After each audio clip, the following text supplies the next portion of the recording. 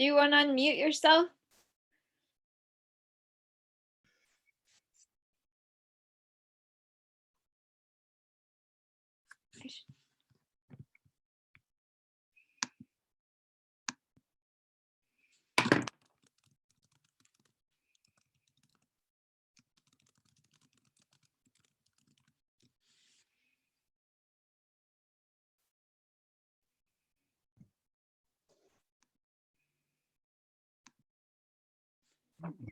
You can change your name by clicking, like right-clicking on your name. I guess for me, it's when I hover over, there's a blue button that says more. And if you click on it, you can rename. Oh, I need to rename? Or announce yourself. It currently says 47WM1Q. I see that. Oh, here we go. Yeah, for me, if I hover over there's a blue button that says more when I hover over my name.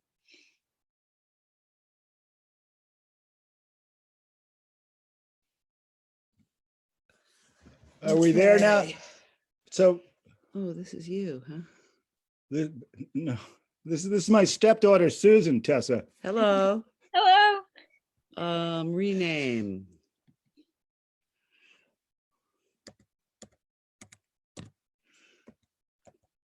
Oops.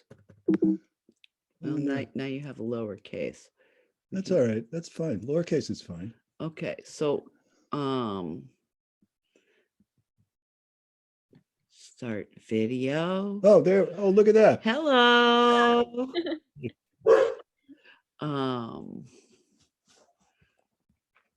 this is in speaker view.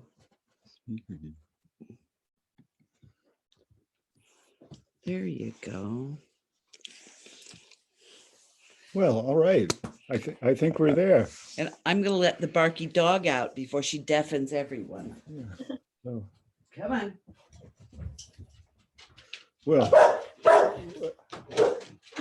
it's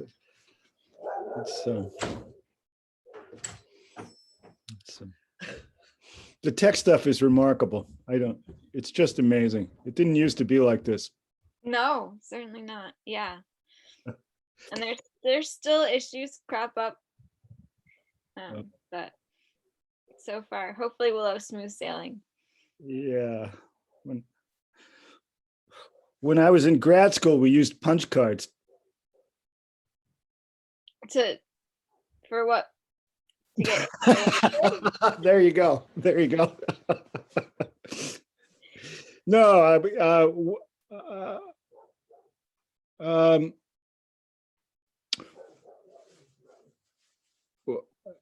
I was in grad school in economics, and when you wanted to solve a problem using numbers, you'd go to the tech support guy and explain the problem, and he would punch holes in cards that would then be fed into a computer. Oh, gotcha. Yeah. It was a long time ago. Yeah. To like calculate probabilities and things like that. Yeah, that was yeah. We did a lot of statistics. Cool. So I don't know if you saw, I sent out an email earlier today that had the minutes from the select board meeting that you were curious to see. Oh, I haven't seen that. Good. So if you want me to read it out tonight, there is that section. No, it's just that. It's just that we need to have it done by our next scheduled meeting. Because it's not on the agenda, we don't want to approve those tonight anyway. Okay. I mean, the lawyer has advised us we can't do that. Oh, okay, because I thought since there's that item of unanticipated. That doesn't cover it. Okay. I don't know. She's pretty rigorous. Okay. Yeah. That's fine. But they're in your inbox for Great. when you have the time to read them. Great. Well, some people are joining. Yeah. Would Shane be willing to say their last names so for the minutes? Yes, I'm sure I'm sure he will. I'm not exactly sure how to pronounce his last name. Shane Bajnosi, Do you mind Okay. spelling that for me? Bajnoci. Bajnoci. Correct. Thank you.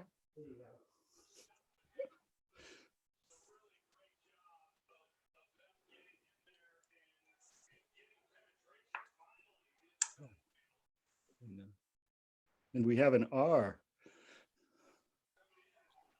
Robert Raymond. It said Oh, that. good, good. Yeah, we can spell his name. Luckily, it says I don't have to guess.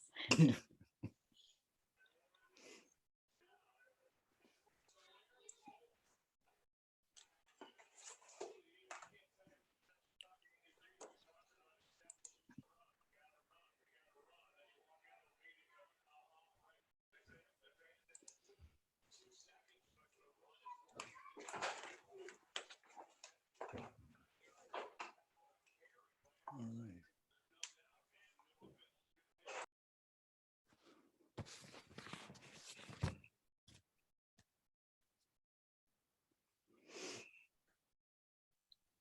Would Alessandre, or I sorry, apologize if I'm pronouncing it incorrectly, say their last name? Or if that is, Oh, her last name is Cunningham. oh,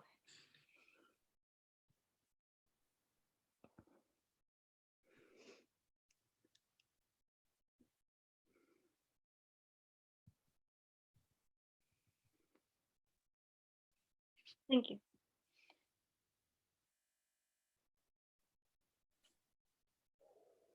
Can you hear me? Yes. Yes, Oh, okay, good. great. Well, you're here despite your technical concerns. You got help, as did I. Yes. Yep.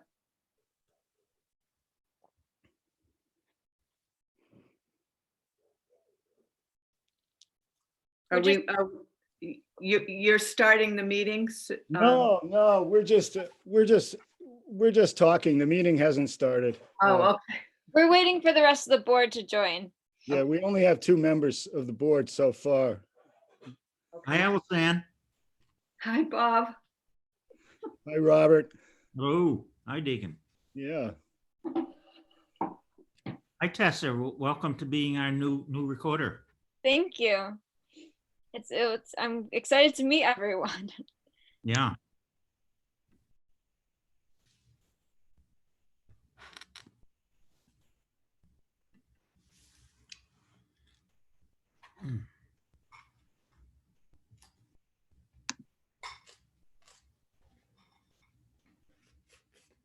Be right back.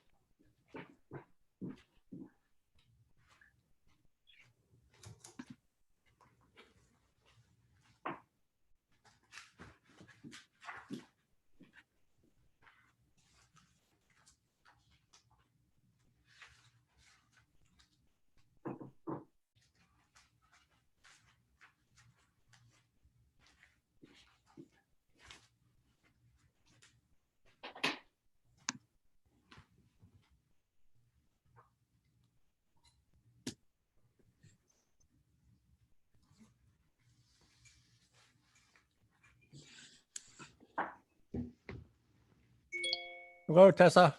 Nice to meet you. Nice to meet you. Hi, Michael. Hey, Deacon. Wonderful.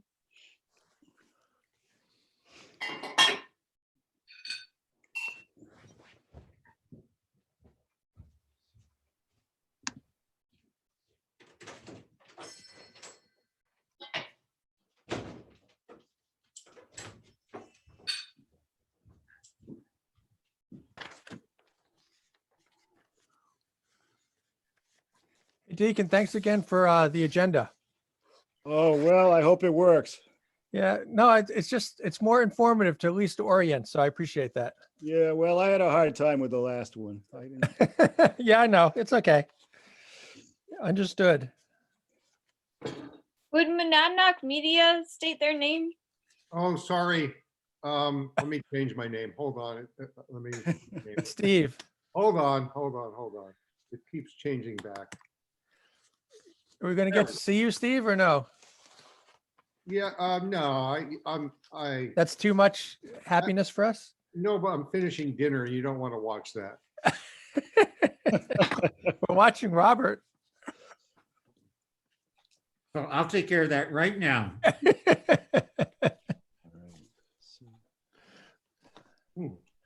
How come it didn't change my name? It should take that off of there. Damn it. It says Steve. Yeah, but it should take Monadnock Media out. It's from Monadnock Zoom. I'll figure that out later.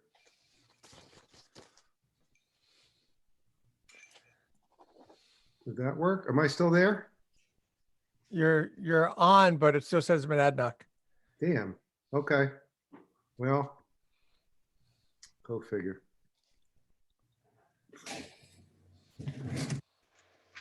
The only board member I still haven't seen is Linda Rotundi. Rotundi. Rotundi. Yeah. I think everyone else on the board is here. Okay, well, if it's actually 7 o'clock, I think we could get started. Is everybody okay with that? Yep. Yes. I'll call the meeting to order. First off, I'll read the governor's pro forma announcement. Following the governor's restrictions on public meetings, this meeting is being held virtually using zoom.com for remote participation. Public may access it following the instructions on the meeting's agenda posted on the town calendar. If despite our best efforts, we are not able to provide real-time access, the public can request a recording of this meeting by contacting clerk. There we have it. Oh, and Linda has joined it or is trying to join us now. Before we do anything, I'd like to take note of our new scribe, Tessa Dowling. So here she is. Hi, everyone. I'm glad to be here. I hope she doesn't fully understand what she's signed up for. Give her a few meetings. Okay. I wish I could meet you guys in person, but it's nice to see you virtually. Okay. Well, hopefully you'll stick around long enough to do that. Yeah. That is the plan. Okay, so Hey, Deacon. Should we yes, welcome Nathan too? It's his first meeting. Welcome, Nathan. yes. I'm sorry. Thank you. Great. It's good to be here. It's a pleasure to have you here. May there be many meetings. So the first item on the agenda is Alice Cunningham's question about open space design. So maybe you'd like to tell us your situation, Alice Ann? Sure. Well, I've been I've been running a little homestead for many years in Shutesbury on Schoolhouse Road, been raising goats and been doing a little bit of education, and I've had interns from all over come and learn about homesteading and goats. And so I wanted to see how the open space design could whether it would be applicable to what I'm trying to do. I would love to be able to have a community farm where people could come and take goat walks, and maybe elementary school age kids could come and have field trips here and take a goat walk, and it just would be, I think it could be a wonderful thing because so many people over the years have enjoyed walking through the pastures and into the woods with my goats. And that's what I'm trying to figure out how I can do. And the problem from a zoning perspective is? Well, making it possible, I have this small cabin. So it's an accessory. I guess I thought that because it was already built, I bought a prefab cabin, and I wondered if that could be part of the open space so that I could house another person who would help take care of the goats.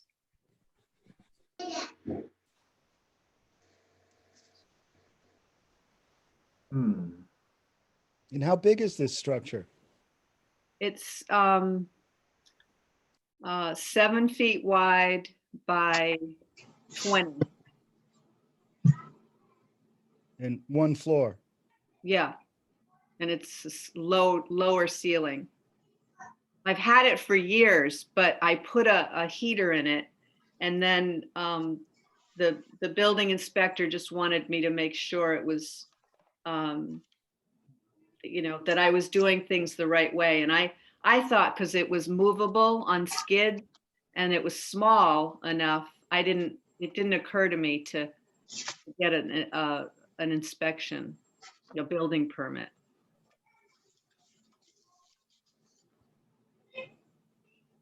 So I'm trying to be able to have other people involved with this kind of plan to have a farm that invites the community in. Alexander, can I ask one question? What's the address? 45 Schoolhouse Road. Okay.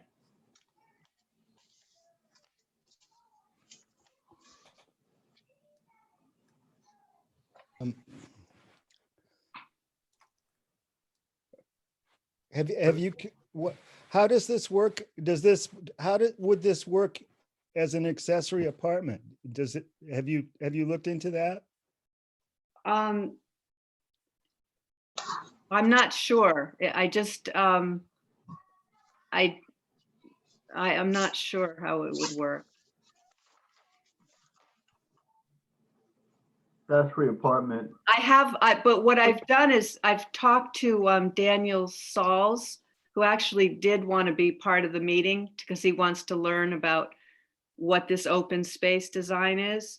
And I've talked with him about doing a survey, but we're trying to figure out what the steps are so that I'm doing everything correctly.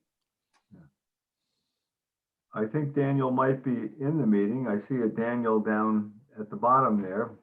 Oh, okay. There's no audio, and I'm actually here. So I'm a land surveyor, and Ally contacted me about doing an A&R to separate out the farm part from the residence, and she doesn't have enough frontage to do that per your zoning.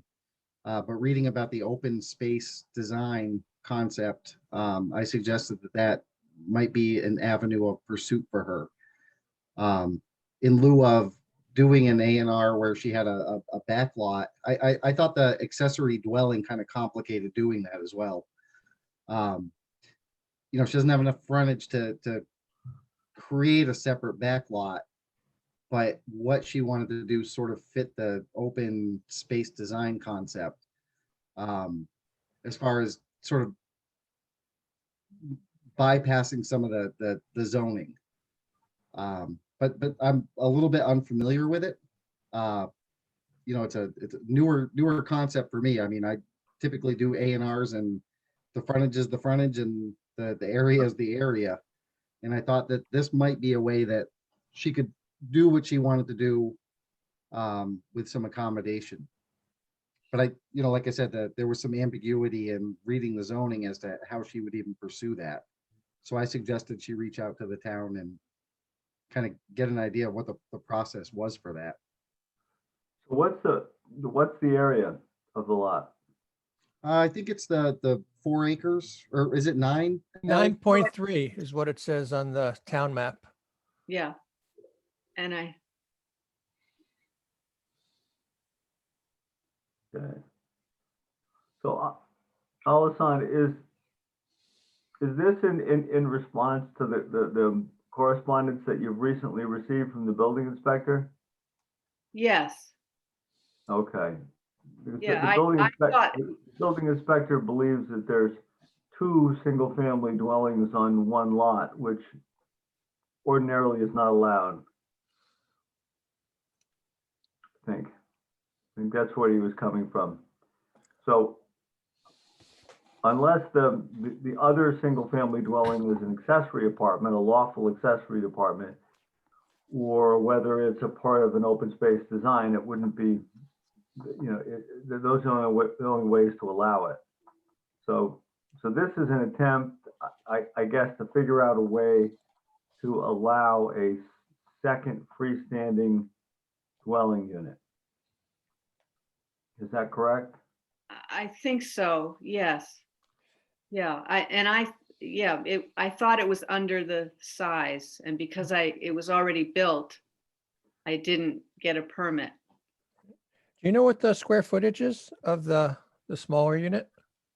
It's 7 feet wide by 20, or maybe 19 or 20 long. Okay. Because Jeff, looking at the definitions, for an accessory apartment, it says a dwelling unit occupying a maximum of 800 square feet. So, and for purposes that, This is way under. yeah, yeah. Way under. And the only other sentence in that definition is, for purposes of this definition, owner shall mean any person holding an ownership interest of 10% or more in the property. So if Alisand owns 100% of the property, it seems like those are the two. Yeah. How far is that structure from the main house? Uh-oh, I can't hear now. How far is that structure from your house? Oh, sorry, Jeff, I didn't hear the whole thing you said. It checked out. Can someone else ask the question? Alisand, can you hear me? Yeah, now, yep. Okay. Jeff was asking Yes. how far from the road the second structure is. No, how far from the house? From the house. Oh, I'm sorry. Thank you, Deacon. How far from the house? Let's see.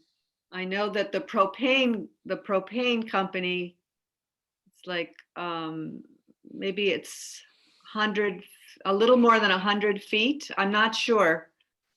But I think it's, yeah, I'm not sure. But I think it's about 100 feet. For an accessory apartment right now, it needs to be within 75 feet of the principal dwelling. So it looks like it's a little too far away. Yeah, I'm not sure about that measurement, but I know that they were telling me it had to be within 100 feet of where the driveway could get the propane thing in. Yep. Yep. So is this structure easily movable? Yes. Yeah, Um, it is. It's on skids. If you moved it to within 75 feet of your home and applied to the zoning board of appeals for an accessory apartment, Uh-huh. you would likely get that. Well, I don't know if you'd likely get it, but anyway, unless there's something out there that would prevent it, you meet those requirements. The size requirement, it's under 800 square feet, and it would be within 75 feet of your house. Though, and you've got enough land area there. It sounds like you would be able to make an application for an accessory apartment if you can move it. Yeah. Well, I think I would want to like measure it just to make sure, because I know it was under 100 feet. But maybe it's, yeah, it would be quite something. I'd have to see if there was a flat enough place that I could move it to. So I'd rather not have to, especially since the propane heater's already hooked up to it. Do you have an underground propane line that runs to it? No, no. I don't think, well, I don't think it's underground. I'm not sure. It's, I don't think it goes underground. Yeah. You know, my impression is that given that it's on skids, given its small size, I don't have much to add to this. I mean, I told her she can't do what she wants to do unless but I also told her to reach out to the. Am I talking? who's that? That's Daniel. Okay. The joys of Zoom. Yeah. So Alasan, you know, thinking about going through an open space design, which is a special permit now, and would require you to put a good deal of your land in conservation restriction and find a holder for that restriction and get that approved by the state.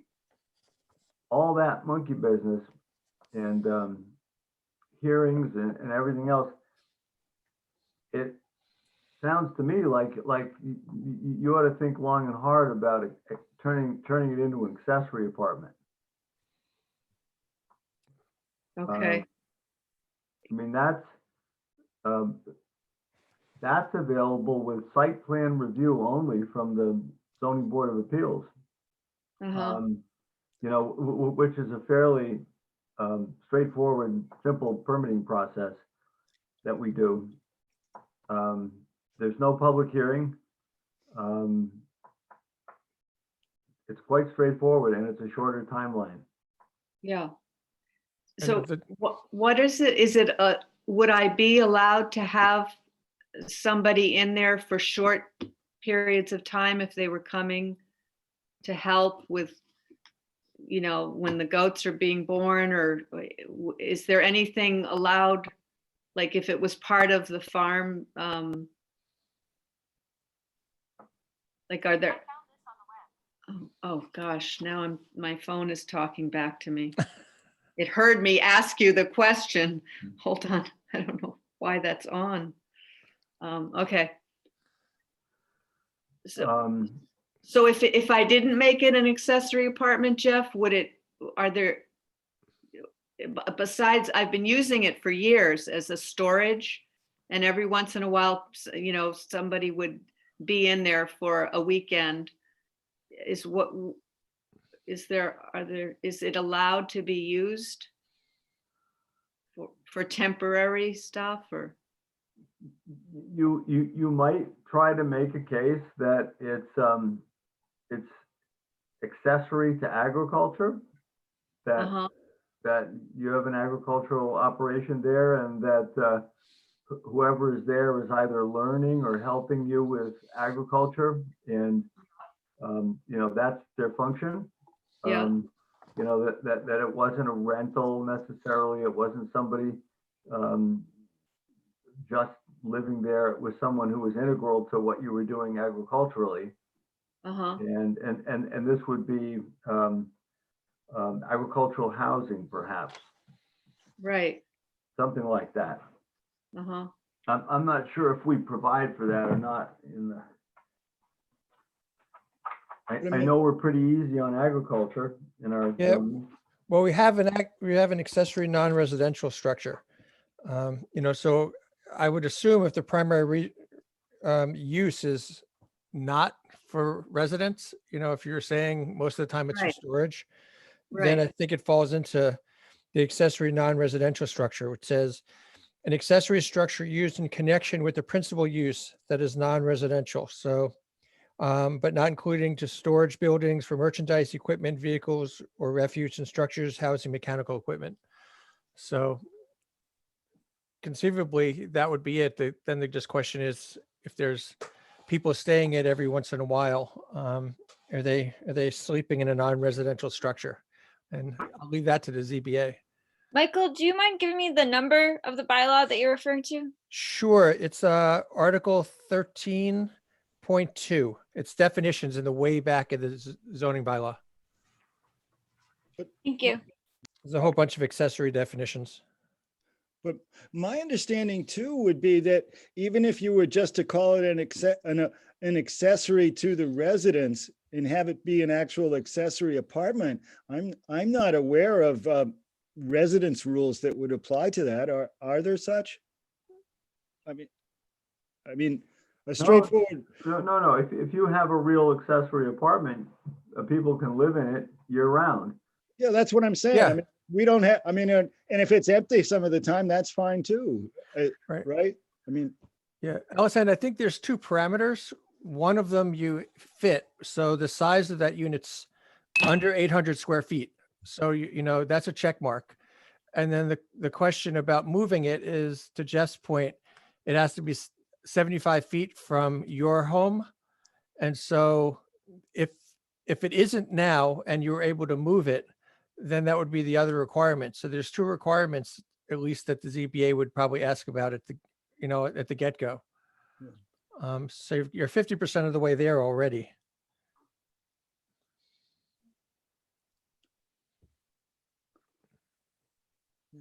And that's to make it into an accessory apartment?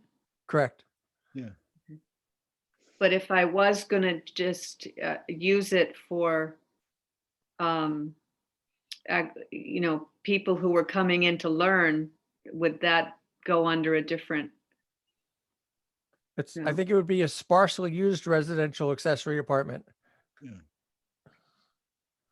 So is it a matter of somebody sleeping in it versus using it as a classroom or a place for interns to gather? Well, the building inspector would have to determine if it's a dwelling. Uh-huh, You know, there's certain hallmarks of a dwelling, okay, you know, like entrance, egress, bathrooms, plumbing, kitchen, that type of thing. And if it's a dwelling where people are going to live and sleep and stay, then it probably needs to be an accessory apartment. yeah. It doesn't have a bathroom. Does that, What does it have? Some kind of outdoor facility? no, people use my house.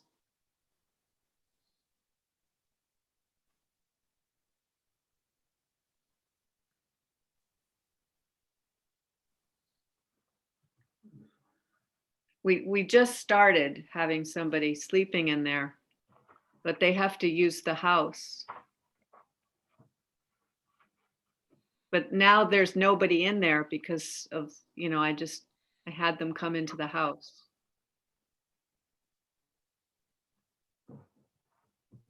So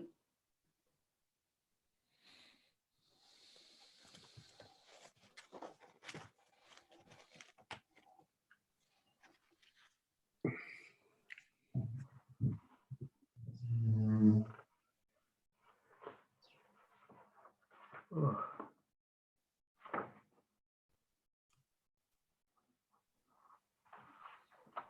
Forgive me, I'm just looking through the zoning here.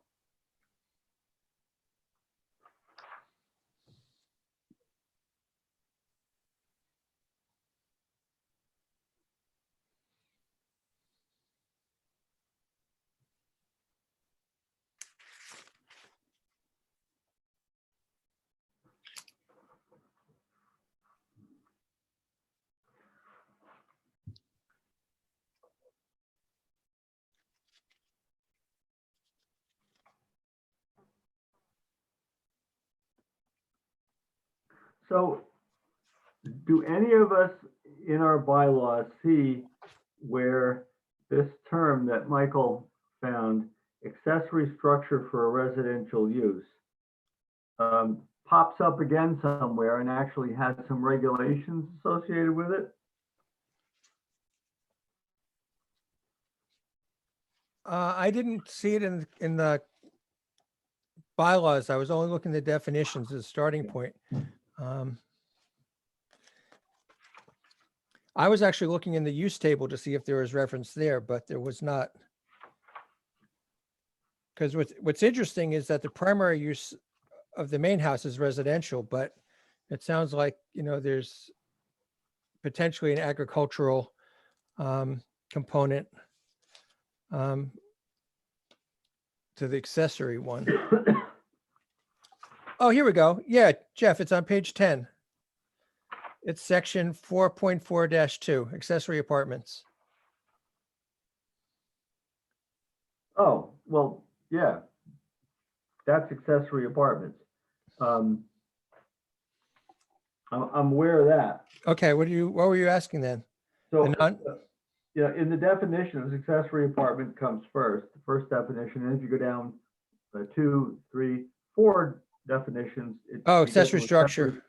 For residential use, Right. A habitable or non-habitable accessory structure on a lot, principally used for residential purposes, including but not limited subordinate dwellings, detached bedrooms, studios, garages. I mean, this sounds like maybe what it is. Yeah. But my question is, where does it then fit into the bylaw? And I mean, this could be a definition that Joel Russell put in here from some other bylaw in New York State, and there's nothing else in our zoning about it. It's an orphan definition. Well, that's what happens when you just keep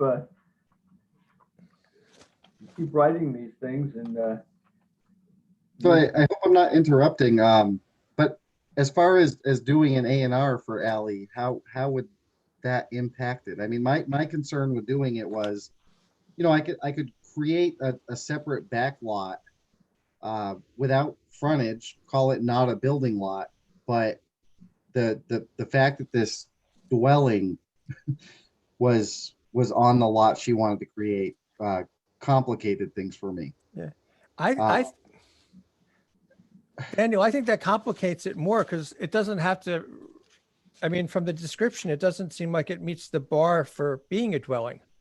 Well, so I guess, I mean, that's why I sort of sent Ally to the town for direction here, because it's not, I do a lot of the accessory dwelling units in Amherst, and this doesn't seem to be the same thing.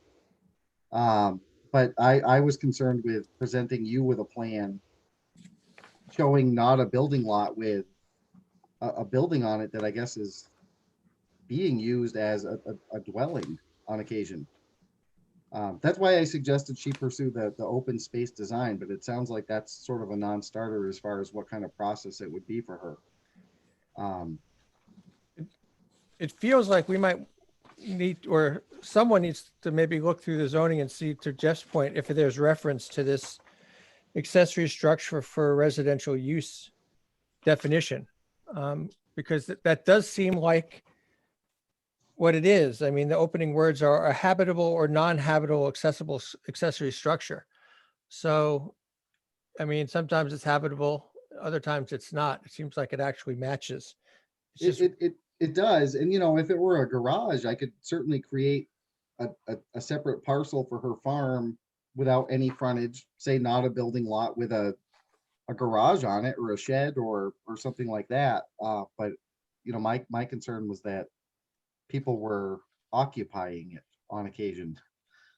And I that obviously wouldn't fit your zoning criteria.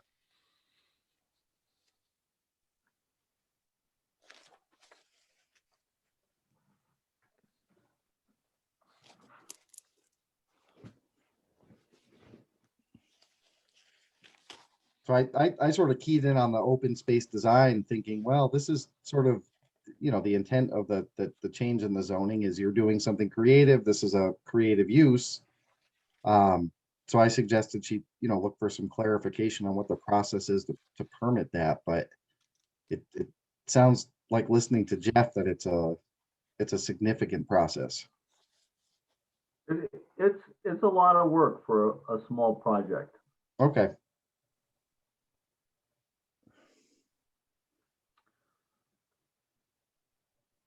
Does the building inspector have any ideas about how he would, what would be acceptable to him as a resolution? I'm about to talk to him. I told him that I was coming to this and this planning board meeting, and Mo Gregoire is standing by to inspect the electrical, because I did put electrical in there. And yeah, so I'm about to talk to him, to Jim. Okay. Yeah.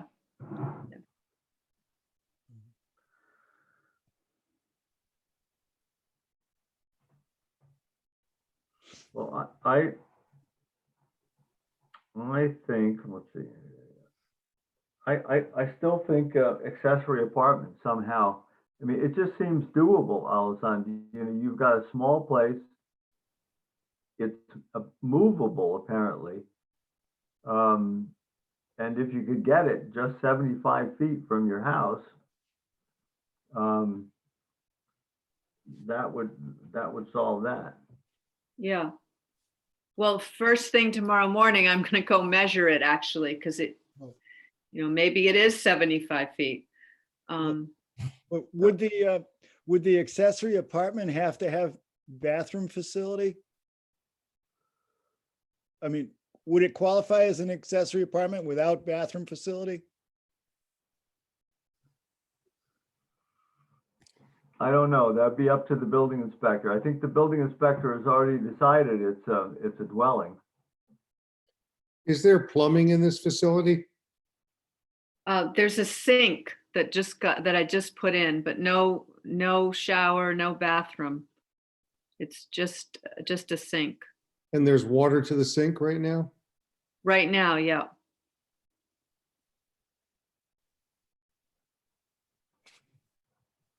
Well, it seems to me like there's stuff we don't know here. Do you, Jeff, want to follow up a little with Hawkins? I mean, would that make sense for us to do?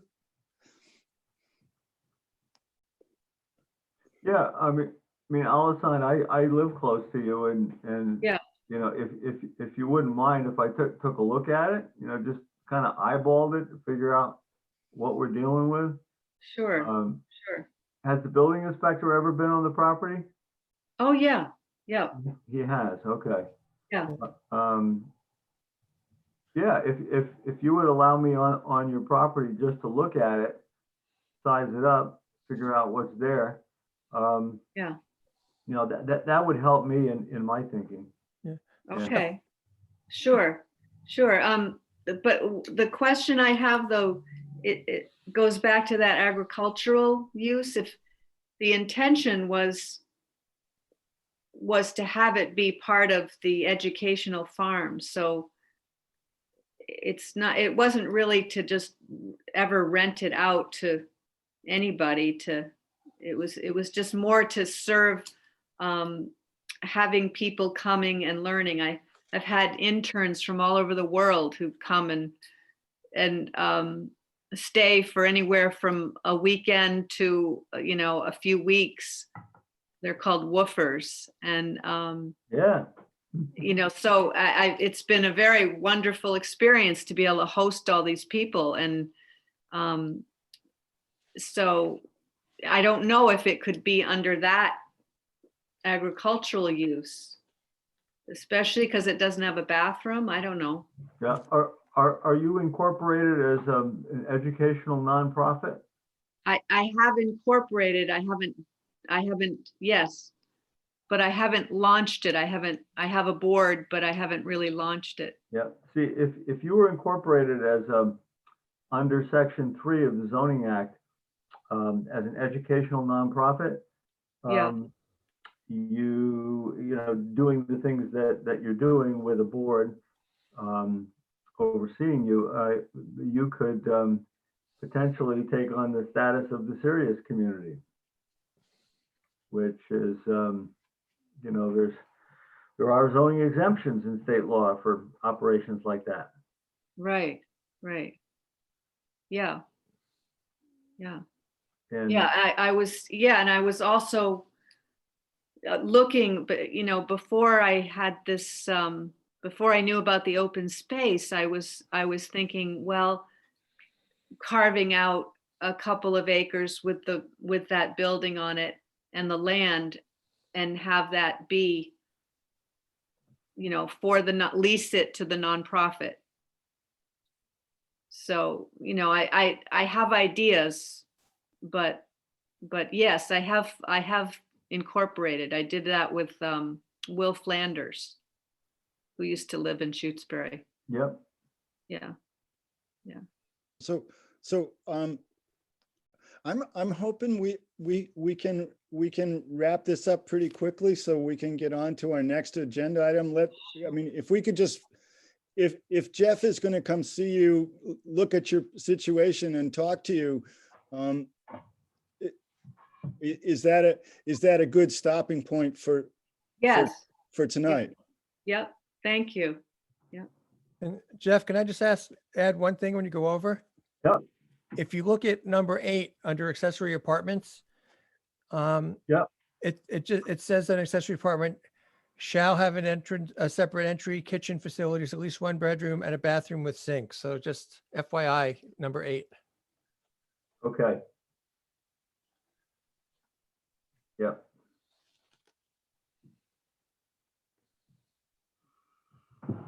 Yeah, so it's a real dwelling, because dwellings are supposed to have all that stuff. Yeah. So thank you for going over. Appreciate it. Good.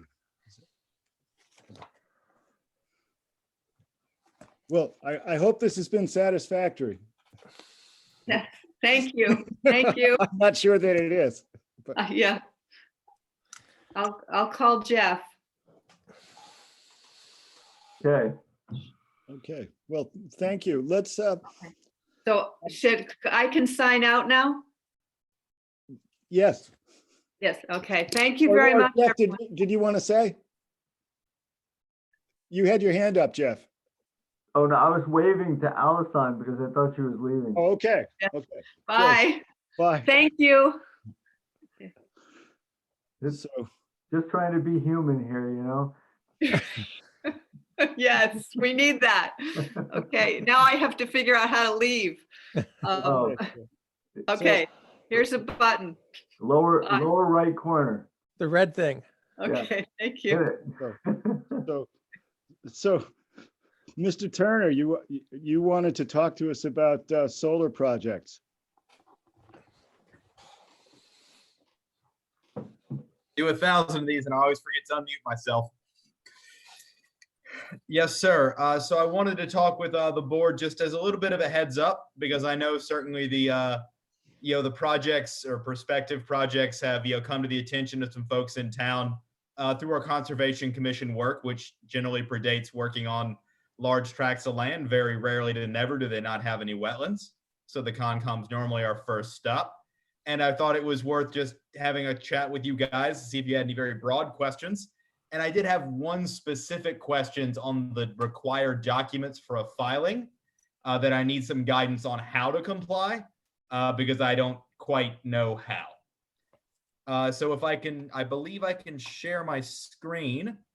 And I think what I'd like to do is kind of just walk through the locations themselves around town.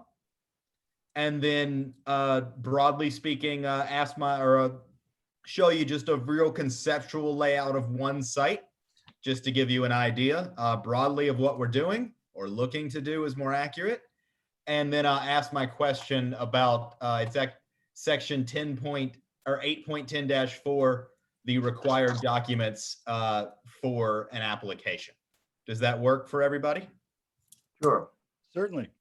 If you're not able to share, let me know and I can make you a host. Will do. Yep, need to be made a host. That was fast. You should be good. Oh, that's excellent. Look at this working like a charm. Screen 2, excellent. All right, does everyone have a Google Maps up in front of them right now? Yep. Now you do. Yes. All right. So broadly speaking, what we're looking to do And when I say we, I mean AMP Solar, who I represent. AMP Solar is a large developer, builder, owner, operator of renewable assets, which today means mostly solar. They've got a pretty global reach with a pretty heavy emphasis in the US and Canada. They are originally a Canadian company.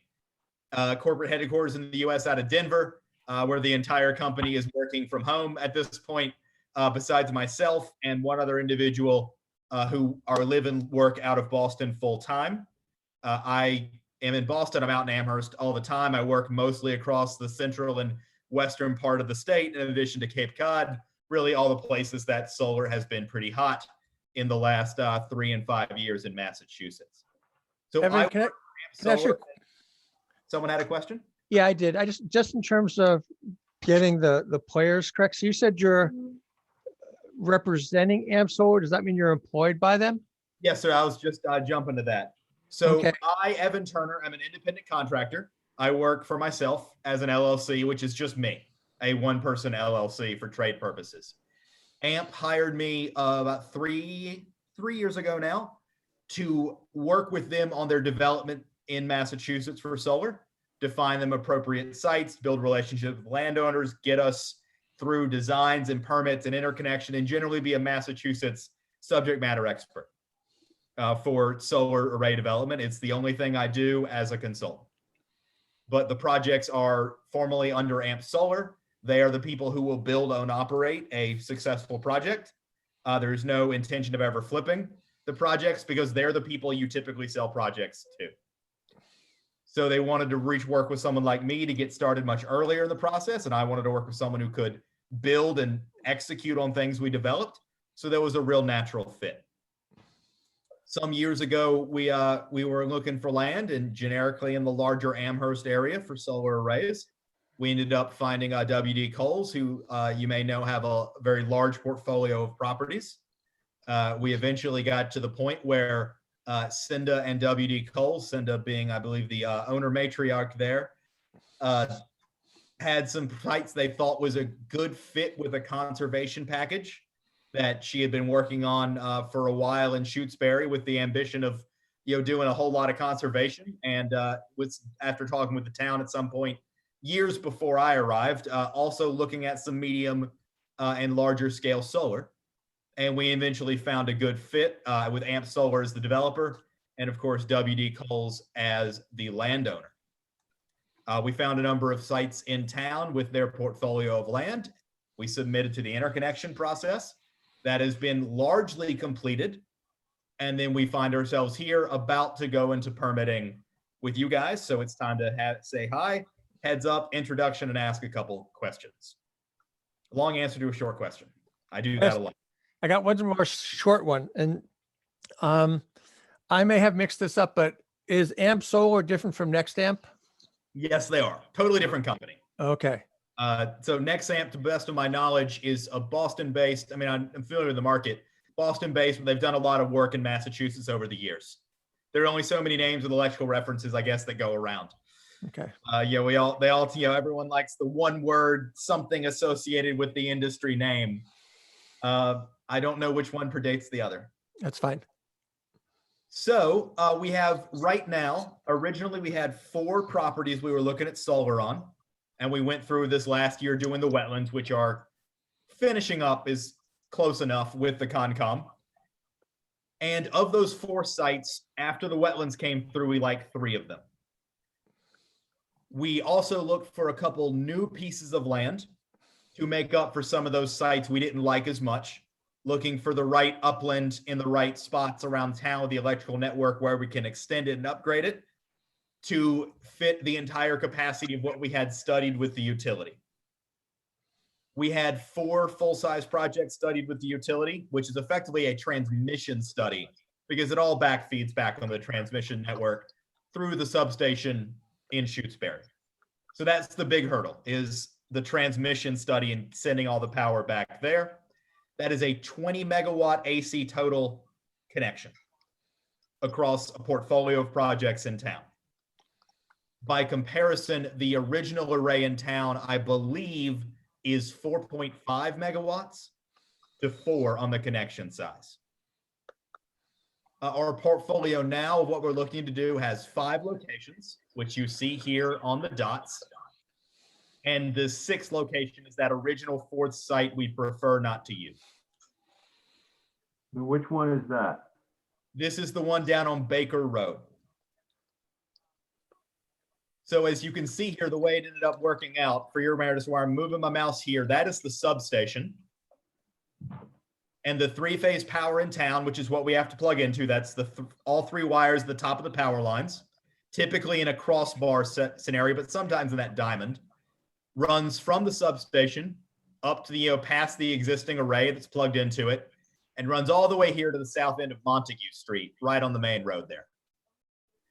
So when we were looking at the portfolio in town, we kind of saw this, eventually this natural, single corridor up Pratt Corner Road, down Leverett, and then turning up Montague. We also got some more wetlands than we would have preferred on the Baker Street site. And there are more neighbors on that site than others. So all those things put together, said we'd prefer to get some replacement projects and leave this one off the roster if we can, to fill up our 20 megawatts of connection that we're looking to find homes for in Shutesbury. So that brings us to the 5 projects that I expect you will see come in front of your board in the near future once we are sufficiently complete with the Concom. Some cases, those sites will require NOIs. Some cases, they will not. We avoid them where we can because rule number 1 with the wetlands is try to avoid working in the wetlands wherever possible. So Evan, can I ask you a question? Sure thing. It sounds like you have some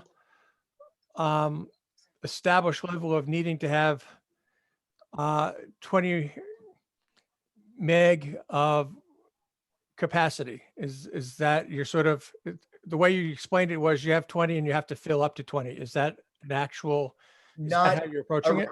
requirement. It's more of a goal. That, if we ended up, part of it is you need to build that much to upgrade the substation. Those costs need to come with volume to pay for it.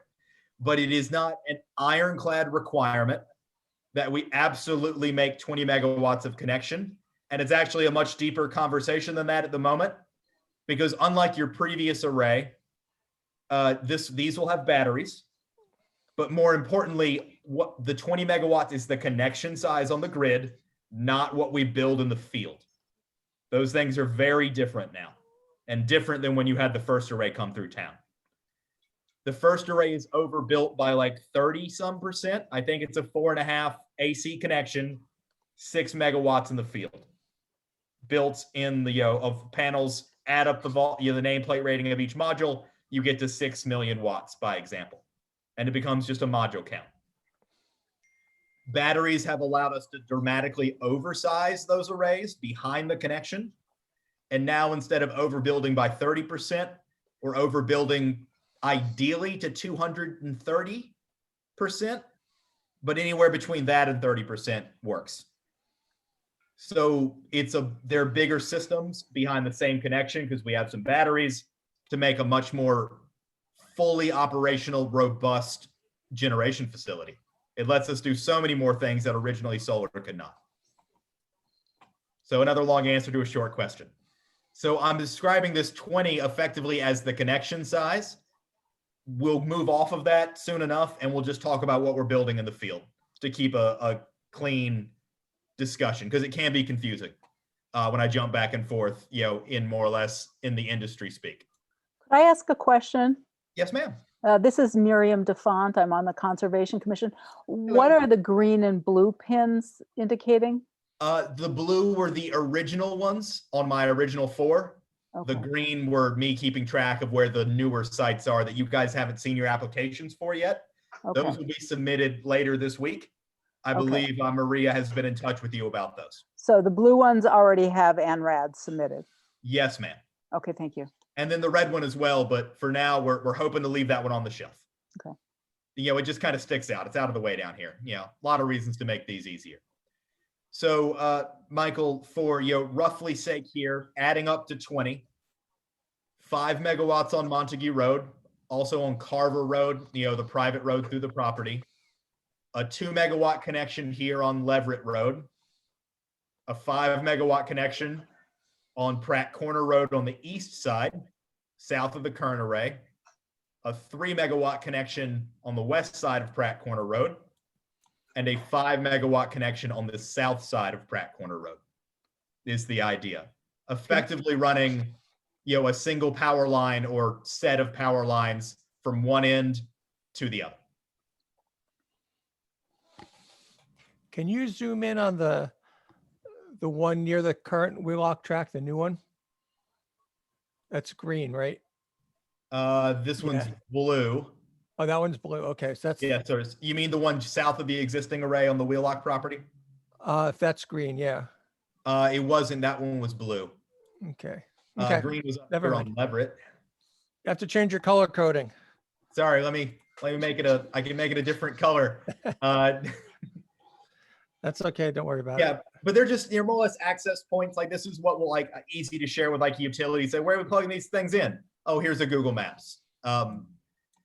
So the idea here, I will tell you, because I think you have some discussion about this later, is that we're going to work through the Concom getting our ANRADs done. I can tell you that this site called Pratt West will require an NOI because there's a stream to cross. I believe Montague will also require one because I have a wetland I think I have to cross unless I can get an easement from some neighbors along Montague Road where it's technically a private road going back into the property. The existing Carver Road is technically private. Excuse me. I'm sorry, I'm not familiar with all the acronyms that are used in these things. CONCOM is Conservation Commission, but ANRAD, and then you used another one recently. Yes, sir. So ANRAD is a abbreviated notice of resource area delineation. It defines where the wetlands are without talking about the use. Okay. So that's just where are the wetlands, where are the lines, what kind of wetlands are they?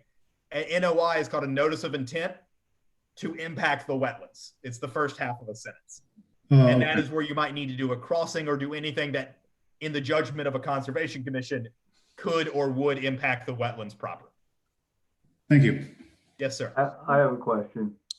Yes, sir. The Carver Road one, is that still contemplated on the north side of Carver Road?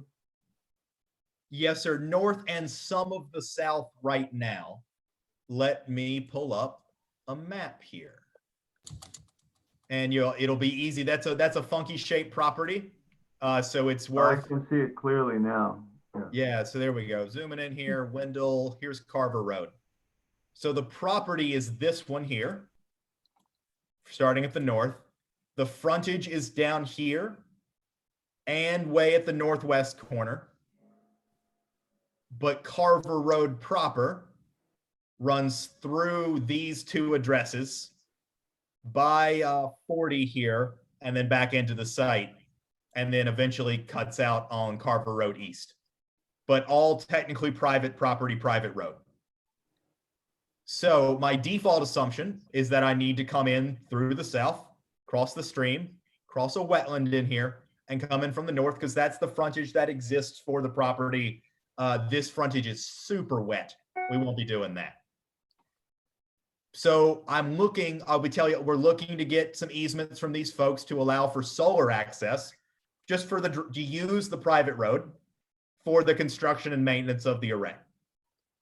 Construction period, is busy and then it goes to nothing afterwards. A couple people a year to mow the grass as required, typically once a year kind of thing. But if I can't get that, because no one's obligated to help us out with that, free country, we'll come in from the south and we'll drive up. If I have to drive up, there's a wetland I have to cross. So I have to do an NOI. Evan, can I ask another question? Of course. My understanding, I'm new to the Conservation Commission, but my understanding is that they have been continuing the public hearings because they're waiting on some corrected maps for this section. Do you know when those are going to be available to the Concom? I believe Maria is working with those with Emily now. I think they're available. I don't know. I haven't been in the weeds of those back and forth between scientist to scientist.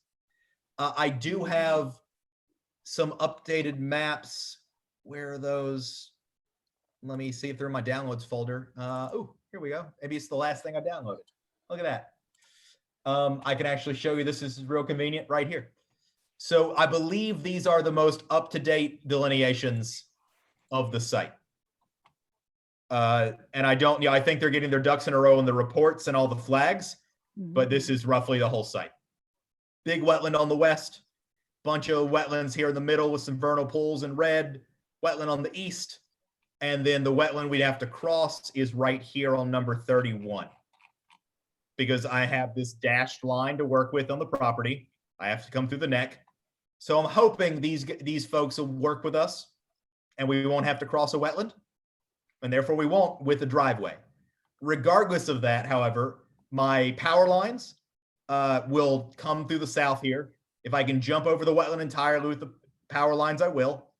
Cross this other stream as well, intermittent, and then plug in right here on Montague Road is that item. So that site is, to answer a long answer to your short question, Jeff, a lot of it's to the north. There are some areas to the south that we're considering right here on this dry, I'm gonna call it a big hill, as well as some of the areas over here. But mostly the north part of the property is what we're considering. We don't have to close Carver Road. It can remain, by understanding, it's up to the owner, but it should remain through. We won't build right over it. We'll just straddle it. So that's that one. So does Coles own all of Carver Road in the middle there? It's a private, yeah, I think it was ruled years ago as a private road and a totally private property. But of course, I think in their consideration, because they like, letting people use the land responsibly. My understanding is that it's, I wouldn't say de facto a public road, but it is used, frequently by the community. But they don't own it at the east and west end. Yeah, my understanding is that these houses technically own half the road, down the center line, those residential lots here. Mm-hmm.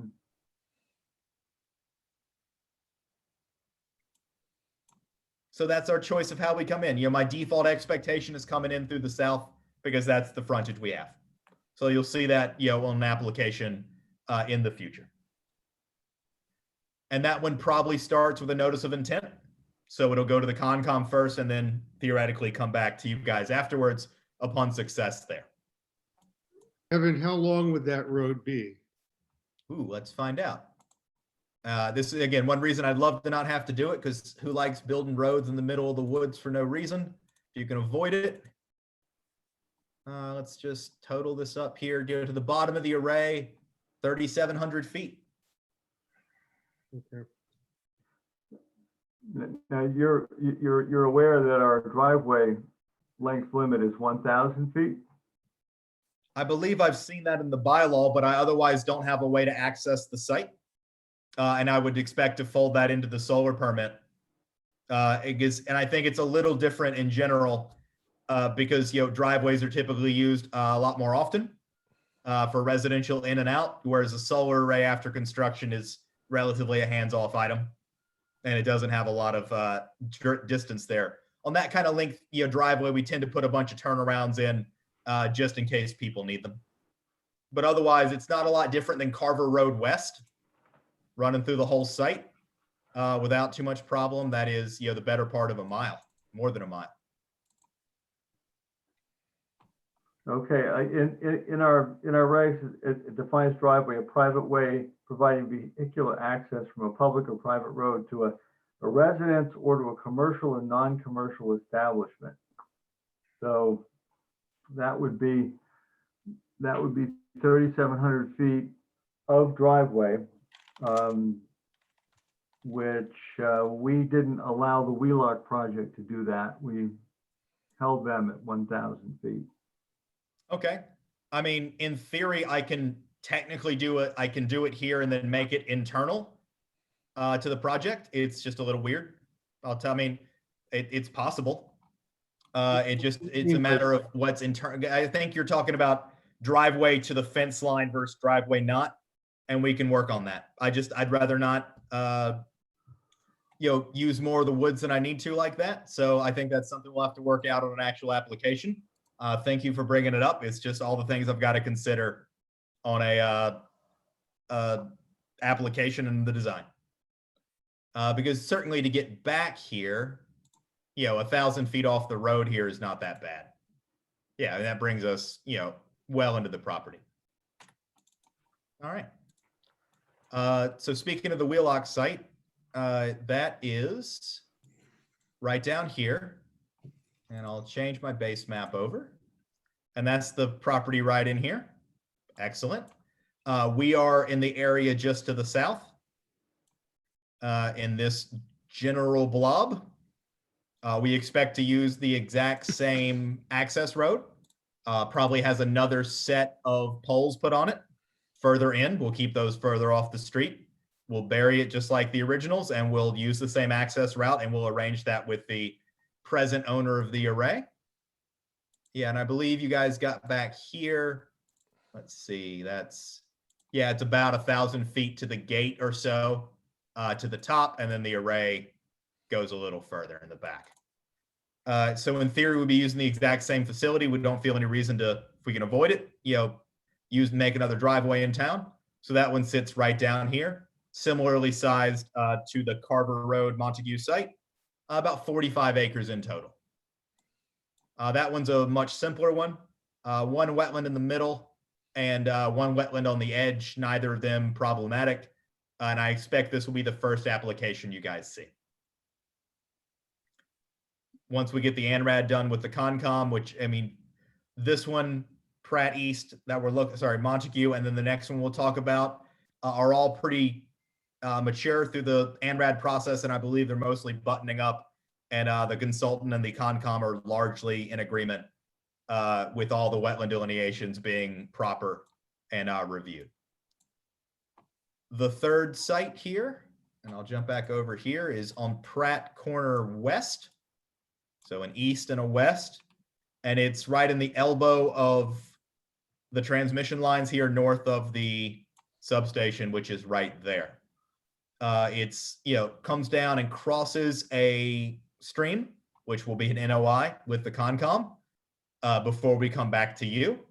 It's got a fair bit of wetlands. This is one of the more challenging slope sites, but it's also smaller than the others, and we just work around the wetlands. The two new sites that the ANRADs have not been filed, but will be filed this week, be right here on the corner of Leverett and Montague, roughly right in here behind these folks, hemmed in effectively between Roaring Brook, which turns a little bit south there. There's about 8 acres in here once you get past the 500-foot setback from the public way. And this will be the smallest array we do. It's mostly downhill. This direction falls off from the road. And this is one of the sites where I've looked at your bylaws, and while they're generally pretty thorough, I think this is one where we're going to want to do more screening for the abutters, just out of an abundance of caution. Your bylaw, states 100-foot setback and has some guidance on the vegetative screening if needed. But this is a case where I'd really recommend leaving the buffer vegetated and its existing conditions rather than, clearing it. Like, I don't think we'll have any trouble doing that. But, places where I think there's area to go above and beyond the bylaw. And there are, of course, areas with a portfolio this large that I will be looking at applying for consideration under your bylaws power for you guys to amend the requirements if it can be done, and still meet the intent and purpose of the bylaw. Like that, maybe that 1,000-foot length by example. Because going, back into the woods, fair distance for some of these projects, it can be very challenging if I have to extend a fence line to start the array, for instance, at 1,000 feet, which we can do, just may not be the best way to do those specific sites. I have a question just for Jeff. Jeff, that location, is that really FC and not rural residential?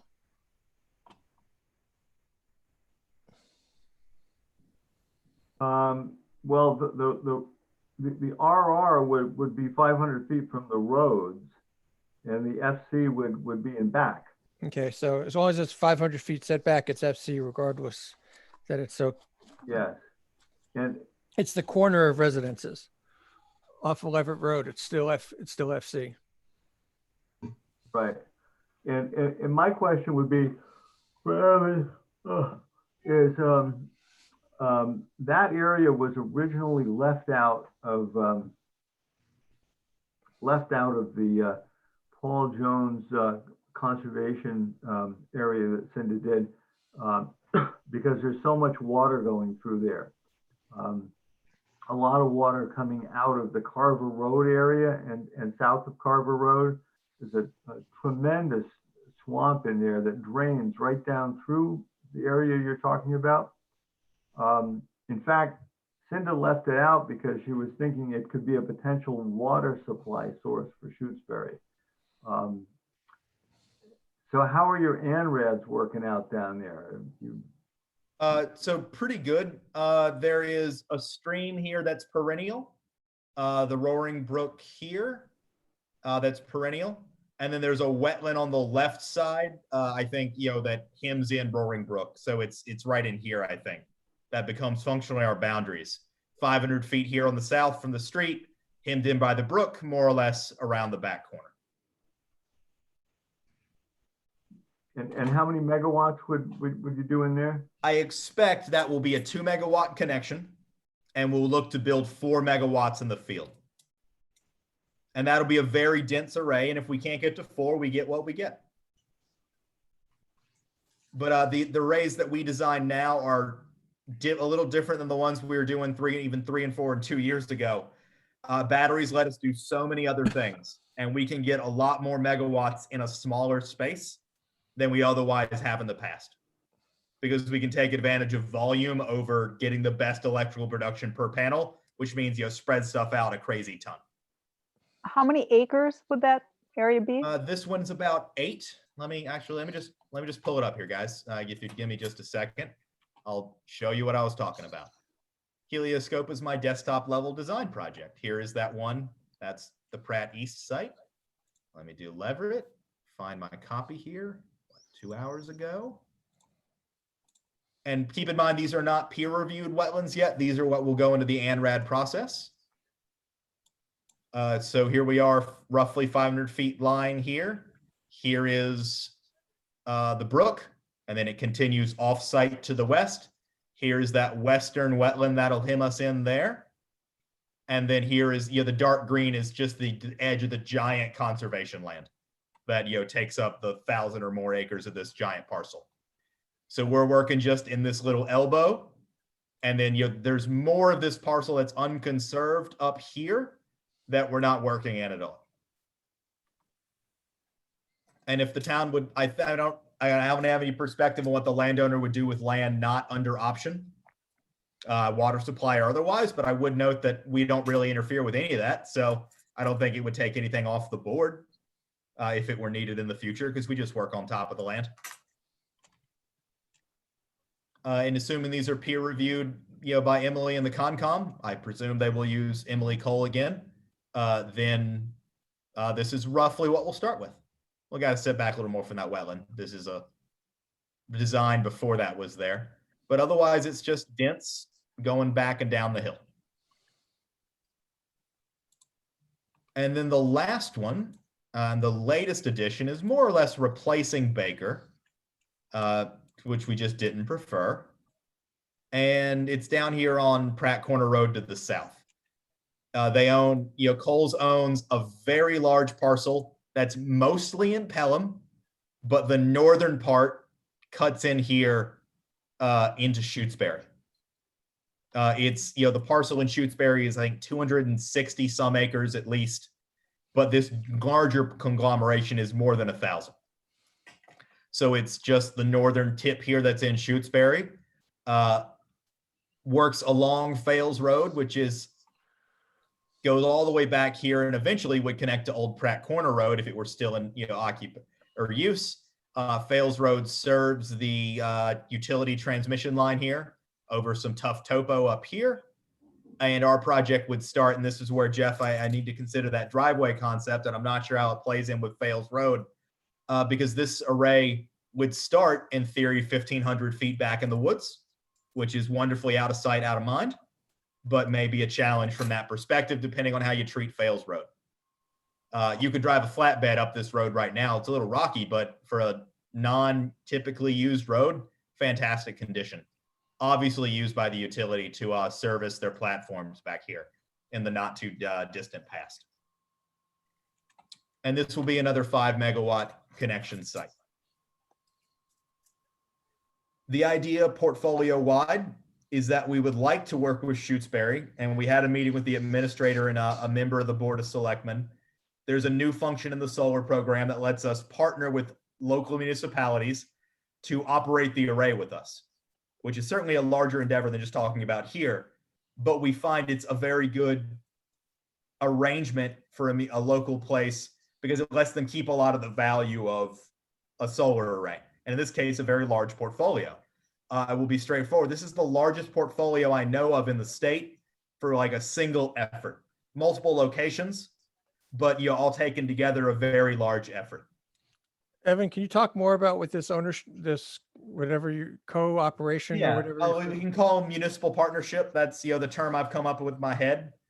That effectively, if you work with the hosting municipality to operate or own the array, and typically operate is an easier element for a public entity because ownership gets tough, then you can get better treatment under the solar program.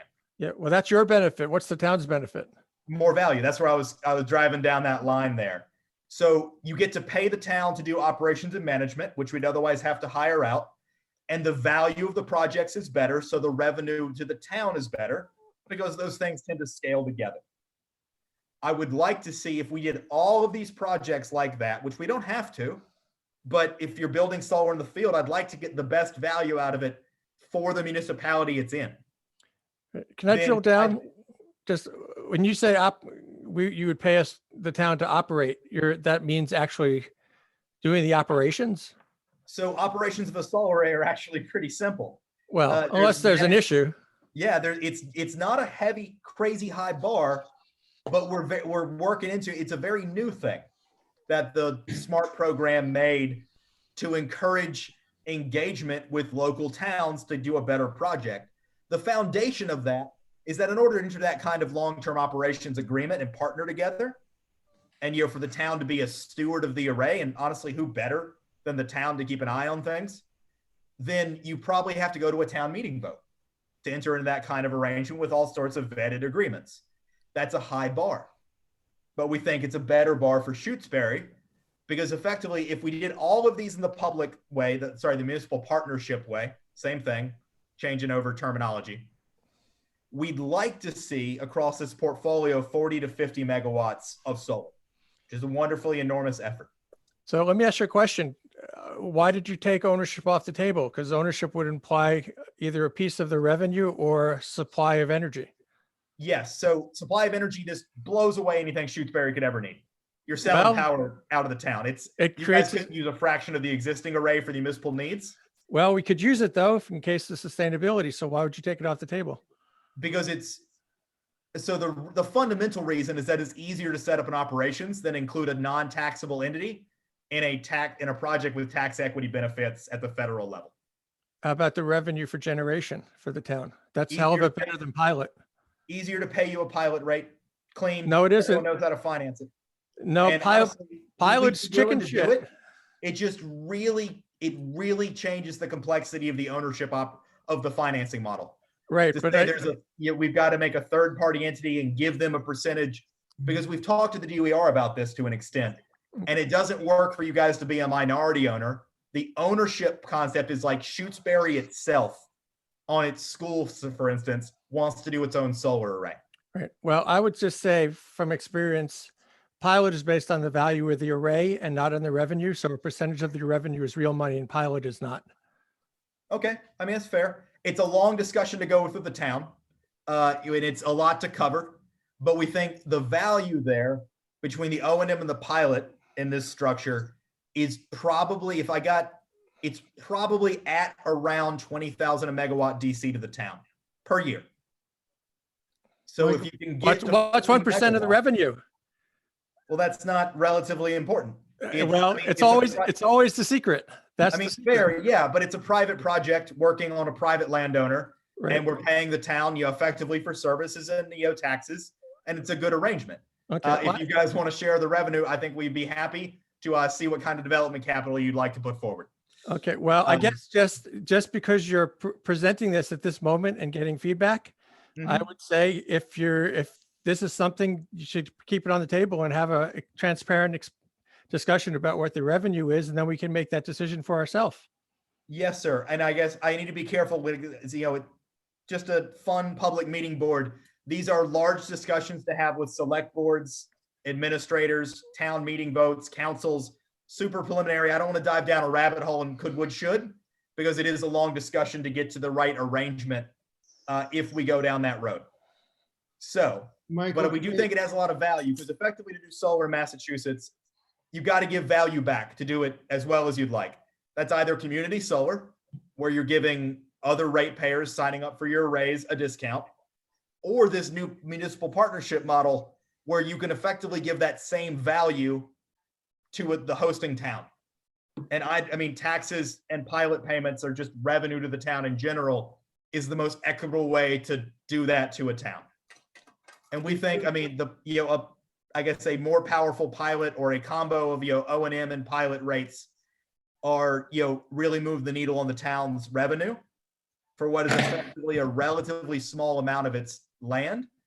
Shutesbury has 17,406 acres, according to Google. And we're using about 175 to 200 acres on these projects prospectively. So we see it as about a 1% of Shutesbury doing a whole lot of lifting for the town's revenue, and obviously doing a whole lot of lifting for, making clean energy and making these forests, all of them, very economically sustainable as working forests, along the lines of what Cinda was thinking, when she's putting together this giant 2,000 acre working forestry conservation package in Shutesbury. And Steve raised his hand. Okay, thank you. I have one question, two questions. One, when you say pilot payments, please define what that means. Yes, sir. Pilot payments is another term for tax. It's called a payment in lieu of tax, which is effectively you normalize the tax rate over the entire lifespan of the array instead of it following normal tax procedures and depreciating, because it gets treated at the federal level differently. Right. If I can interject, Steve? Yes. The difference, and I'll say, Evan, I was on the select board for the pilot discussion for Wheelock, so I'm aware of this. So Steve, the interesting thing with pilot is that you value the actual hardware of the array. So what the steel is, what the array is, it's not connected to the generation of revenue and profit, which one would assume. So any entity, so Wheelock is generating profit, and we're just getting taxed based on the actual material of the array, which is significantly less. And not, so basically the capital investment in the array is what we're right. getting. So one could be making millions in profit, and the array, whatever the value of the steel and the actual array is what we're taxing. Okay. And that's negotiated. Thank you. The second question is, how do you determine what the operating cost is for a facility? So that's a pretty commercial number, but ultimately if the town is willing to do it, we have a discussion on what the rate is that they're willing to do it for.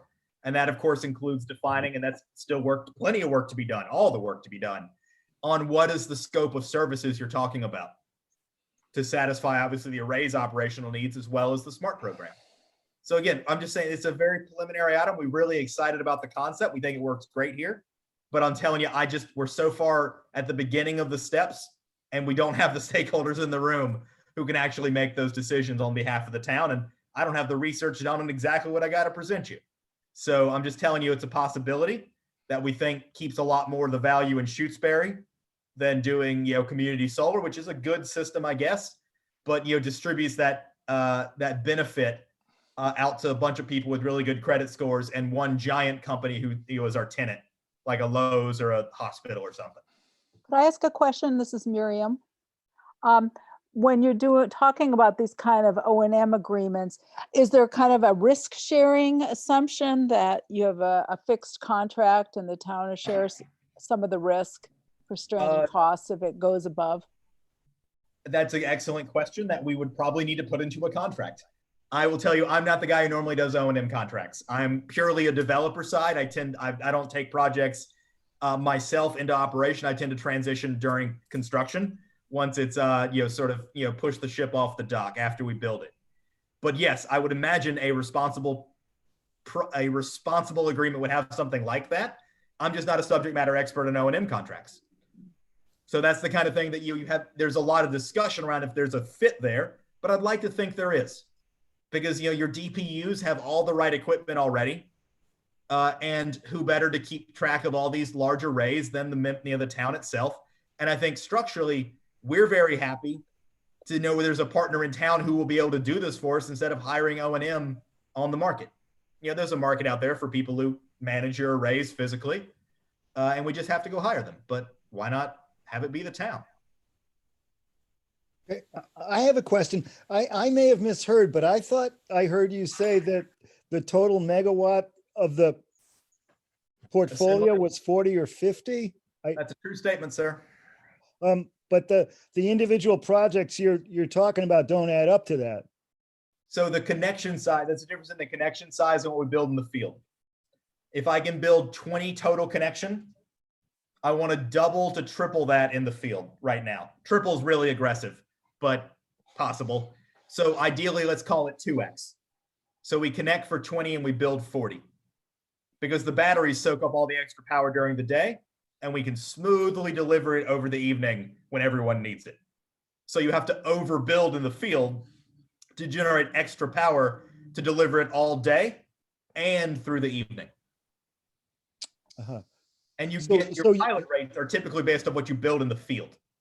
So the output of the arrays, what percentage goes into the batteries during the day under the scenario you're envisioning? Yes, sir. So that is a super deep question, and I can't give you a short answer and do it justice, but I will say in the winter, 10%, because the days are just so much shorter and the sun's so much lower. Yeah. In the summer, a lot of times it'll be just as much going out the door as goes in the battery during the day. Yeah. And that means the arrays, in the winter might operate, let's call it 8 hours a day with the battery and the oversize, even though the sun's really only giving you full power for 3 or 4. But in the summer, those things can operate 16 and 20 hours of the day. Smooth as a whistle all the way through. Batteries are amazing. Thank you. Yes, sir. I'm excited about that. I've got a master's degree in that. You'll want me to shut up by the time I'm done with that. Evan, can you speak a little bit more about interconnection? You mentioned that earlier on in your presentation. Yes, sir. So that's a real big part of what's driven all this. We've been working for the last 2 years on the interconnection package, and it's effectively an upgrade of the substation right in here along this transmission line, because your substation is pretty old and very small. And otherwise, it doesn't have need to be bigger. It's just a little outdated. And we would upgrade that. Well, National Grid would upgrade that. We would pay for it. That work probably takes 2 to 3 years from sometime starting next year when we get the final agreement done. What that looks like around Shutesbury is an upgrade of the power lines to 3-phase from the substation down to this area here. And another 3-phase line to go to serve these 2 sites together. And then the existing 3-phase line will serve this site here and Montague Carver Road. And it will be extended from Leverett Road north. So about 2 miles, I think, in town of total upgrades. And we're kind of just making a corridor, down this one route up and down from the substation, which is one reason we don't like Baker as much. Got more wetlands than we wanted to work around, has more neighbors, and is just out of the way relative to the others. So it made sense to put that one on the shelf, find a better site that was closer and that we had less wetland risk, but it's harder land to work. but it's just land, it'll work, and put it in line with the others. So the three-phase upgrades, that's part of the kind of distribution system, and then the substation being upgraded allows excess power from the solar panels to go, back. It's kind of like reversing traffic. Normally, the power comes off the grid, right? Yep. You're going to make it so that it can handle reversing it, and that's exactly what we're doing. I think transformers are can give you power up or power down at the same rating. Right. You can put in, they don't mind which way they go. There's some equipment you need to make it go backwards really well. But effectively, that one's only rated, I think, at 10 to 12 overall. So if we want to put 20 on the lines, then we obviously have to upgrade the substation to be a better substation. And that just gets, that's a $10 to $12 million build, what I've just described. Most of that substation, but a lot of it's also the distribution work. Right.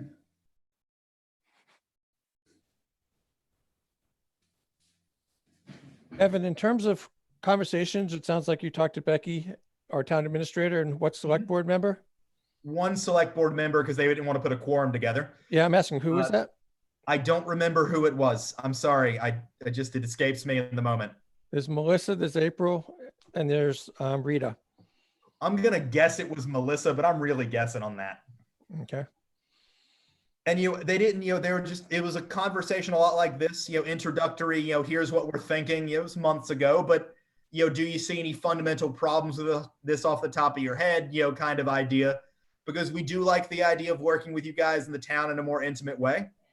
Long term, we think there's a lot better value for the community overall, and it's very equitable. So there'll be a lot more of those. But it doesn't, from the planning board's perspective, it doesn't necessarily change what we permit, right? An array in the field is an array in the field. It changes how we orchestrate the sale of the power, our inclusion into the SMART program, and then of course the long-term O&M if you go down that route. Well, yeah, I think the key part you just jumped over is you get extra points in the SMART program if you say you're going to do this. So that is important for you. It is. It's a meaningful, we get better rules for working with the town in a better way.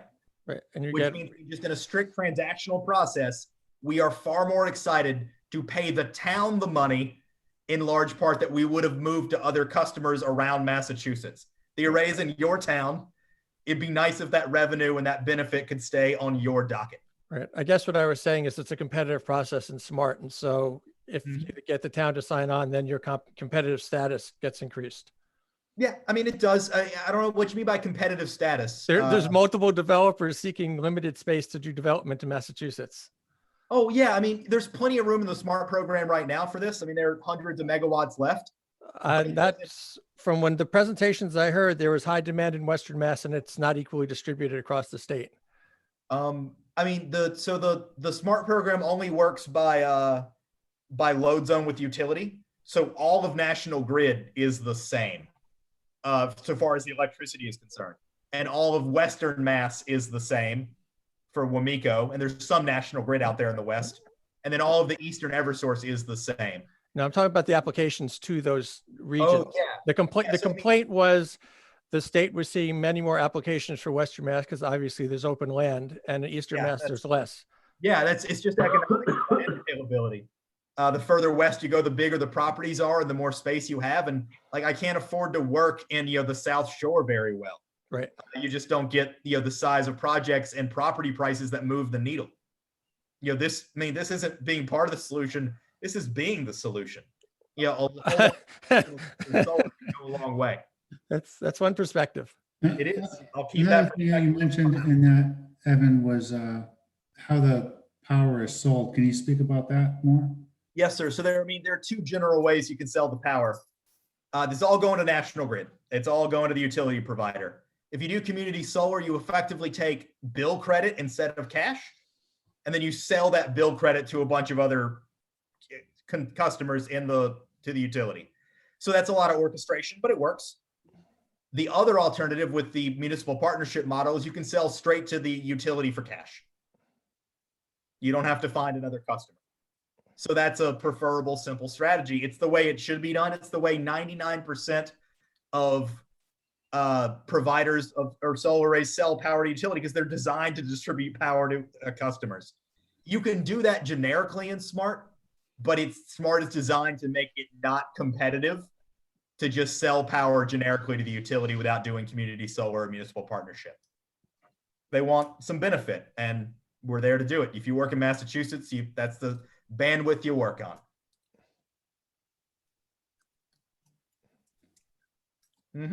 So it doesn't, yeah, so the power is all going to National Grid. It's not going to be, AMP Solar is not going to be playing in the wholesale markets directly. I don't know if, you don't really play in the wholesale markets. The SMART program is effectively a guaranteed price mechanism for 20 years. So they give you a fixed rate. A lot of it is the wholesale price, and then some of it is the incentive. And as the wholesale price goes up over the years, the incentive price stays the same, and the incentive effectively gets smaller over time. And the utilities take a lot of the other stuff, like all the other electricity services are built into that incentive price. So it's just gives you one number. It's very easy to put on a spreadsheet, very easy for the finance folks, which is what makes it an easy process. That's one reason we like community solar is a little harder, because there's more orchestrating to sell the power. But it works. Like, we've got a lot of community solar arrays together. They're good products. They're identical to you guys, from a permit perspective. And the thing we haven't even touched on, and I don't want to cover it tonight because it'll take us forever. There is the possibility that we'd like to do agriculture arrays on 2 of these sites. The Pratt East and the Montague Carver Road site have potential, but there's a lot of vetting we'd have to do to go down that road with the Department of Agriculture. And it's just a little premature, and I'm not sure it'll work out, because there are a ton of regs around agriculture arrays that are challenging and in flux. So my default like the Department of Agriculture is in like the federal administration? No, sir. We literally build a farm and then put an array on top of it. No, I'm sorry. You said the Department of Agriculture. Is that? Yeah, the Massachusetts Department of Agriculture. Massachusetts. Okay. Yes, sir. But it's a very complex program. It's still very much in its infancy. We love the idea of it. We're not sure it works here. They're all good programs, but I think we've got some preferences on the municipal partnership, and see if that has some legs. They are an exclusive choice.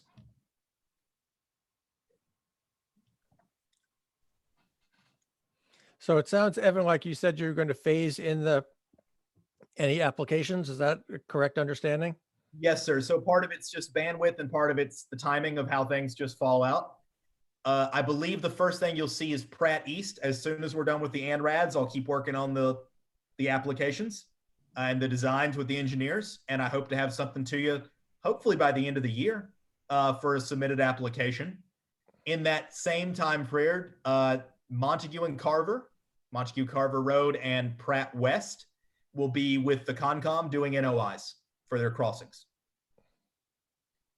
And so we, in theory, will be doing Pratt West East as those 2 work through the Concom. And then following that, during that process, we'll be doing ANRAD work on the other 2 sites.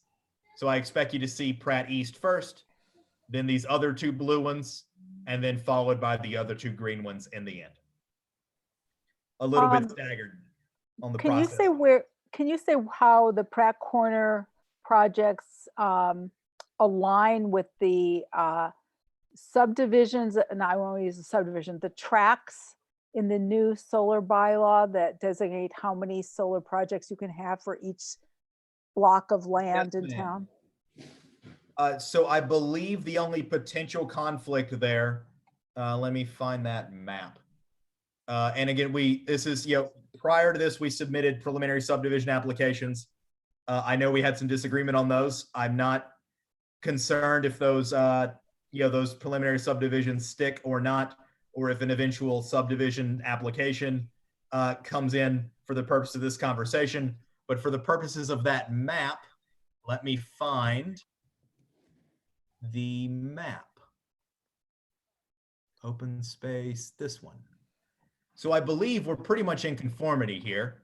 Number 8 would have the Montague Carver, almost right where the block is. Number 7 would have the Leverett West, right in here. I think that's, yeah.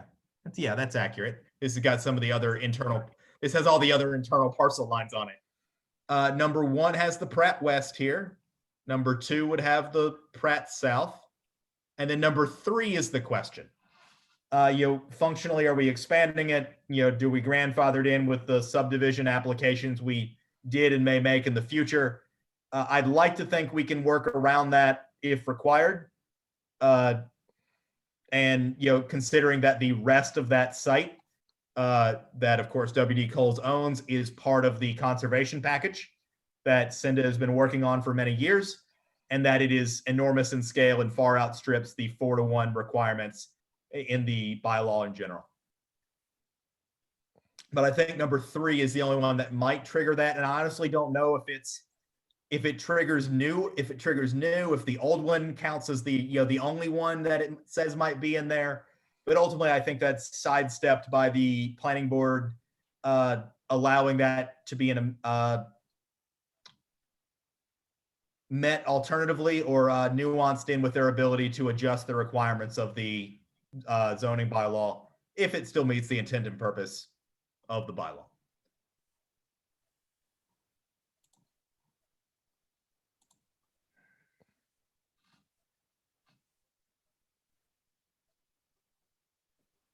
I mean, I think I'm pretty talked out.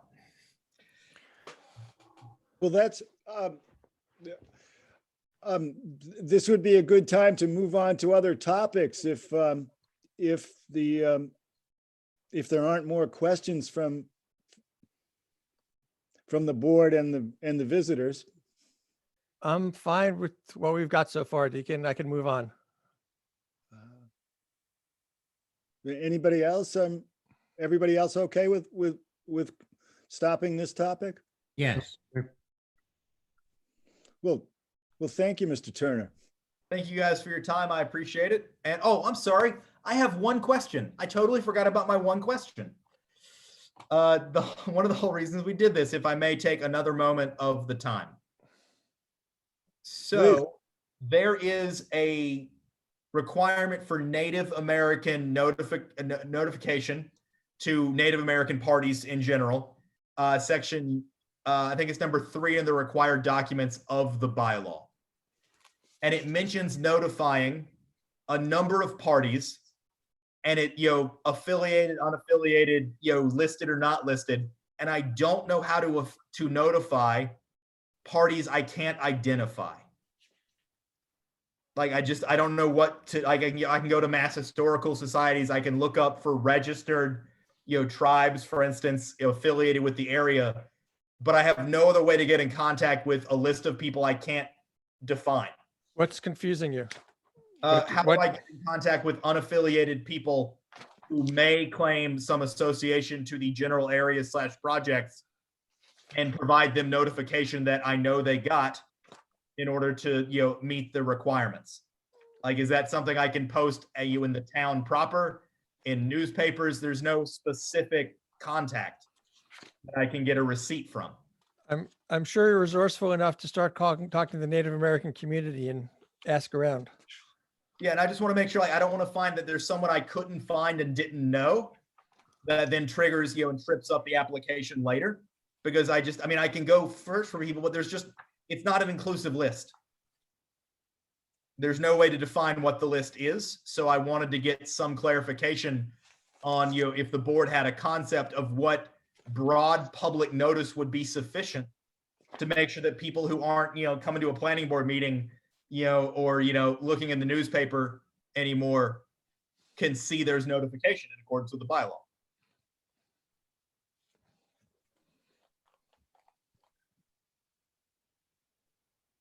I don't think I need an answer on that tonight. I just like to, pose the question to see if there's a standard that would obviously not trip us up later and provide the right kind of notice you're looking for as a community. I think there's a certain amount of due diligence that has to be done in there.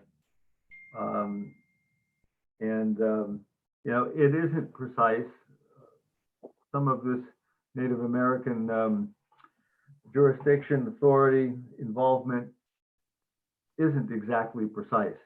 Some of the New England tribes didn't live around here, but they're the only tribes we've got. So, you know, they kind of overlapping jurisdictions. So I think it's just a matter of contacting all the usual suspects and being inclusive and complete and doing your due diligence.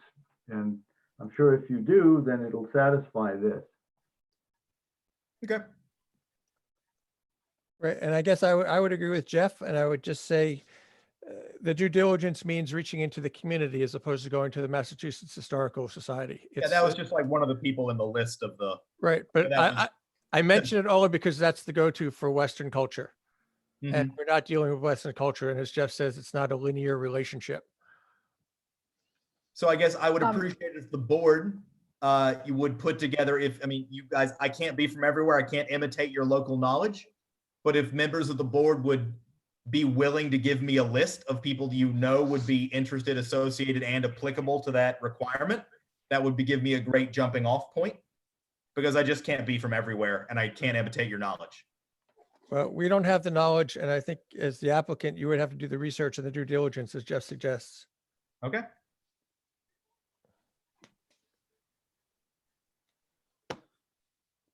That's it for me then. I appreciate the time. Thank you, everybody. Thank you. So at some point you'll be back in touch with us. Yes, sir. I think the next thing you'll probably get are some of those kind of notifications. You'll hear me doing the diligence around town, and then eventually, I mean, the formal steps are applications. Okay. Thank you. Thank you, everybody. Hey, Deacon, Yes. I have Thank you. no, forget that. Forget it. Okay. Well, I'll move on to the next agenda item. Town Clerk Grace Banish sent us a notification that the Attorney General's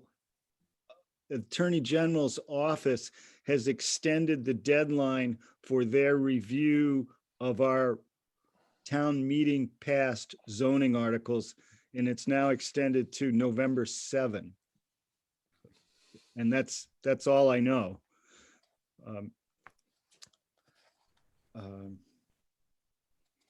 Let's see, and let's consider the minutes of 9/14.